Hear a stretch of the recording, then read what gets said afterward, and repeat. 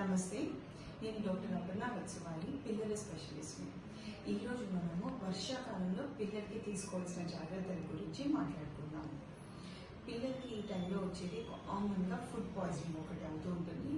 Especially బయట food తినే పిల్లలని జలుబు, దగ్గు, డెంగీ జ్వరాలు అనేవి ఈ టైంలోనే స్టార్ట్ అవుతాయి.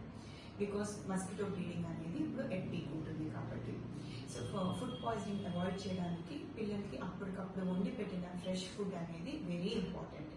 అండ్ ఈ టైంలో కోల్డ్ ఐటమ్స్, కొంచెం స్వీట్స్, పుల్లటివి ఇవి అవాయిడ్ చేస్తే మంచిది. Restaurant food, freshly prepared home made food ఏదైనా పర్వాలేదు.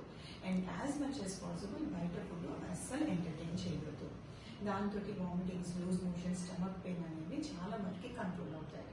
ఇంకొకటి, పిల్లలు స్కూల్కి వెళ్ళే పిల్లలు ఒకరి నుంచి ఒకరికి జలుబు, దగ్గు, జ్వరాలు రావడం అనేది చాలా సహజం. మనం చేయాల్సింది ఏంటి అంటే పిల్లలకి కొంచెం కుదిరినంత మట్టికి ఫుల్ క్లోతింగ్ ఇచ్చి వామ్గా ఉంచేద్దాం. ఓకే. అండ్ పిల్లలకి రిపీటెడ్ హ్యాండ్ వాషింగ్ అనేది అలవాటు చేసాము అంటే కనుక ఆ వైరస్ అనేది ఒకరి నుంచి ఒకరికి స్ప్రెడ్ అయ్యేది కట్ డౌన్ అయిపోతుంది. అండ్ ఇంకొక ప్రొటెక్షన్ మనం తీసుకోవాల్సింది డెంగ్యూ జ్వరం నుంచి. డెంగ్యూ మస్కిటో బైట్ నుంచి స్ప్రెడ్ అవుతుంది.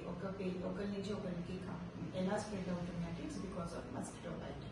సో మన ఇంటి చుట్టూ కానీ, పిల్లలు ఆడుకునే ప్లేస్లో కానీ వాటర్ రిటెన్షన్ లేకుండా ఎక్కడైనా మస్కిటో బ్లీడింగ్ పాయింట్స్ ఉంటే అది వెంటనే అడ్రస్ చేసుకుంటే మంచిది.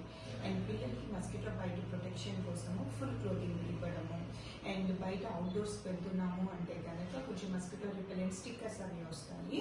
ఓకే, ఎంతో కొంత ప్రొటెక్షన్ ఉంటుంది కాబట్టి మస్కిటో రిపెలెంట్ స్టిక్కర్స్, ఇంట్లో ఉన్నప్పుడేమో ఆ మస్కిటో నెట్స్ అలాంటి జాగ్రత్తలు తీసుకుంటే మాన్సూన్ మనమే కాదు పిల్లలు కూడా ఎంజాయ్ చేయొచ్చు.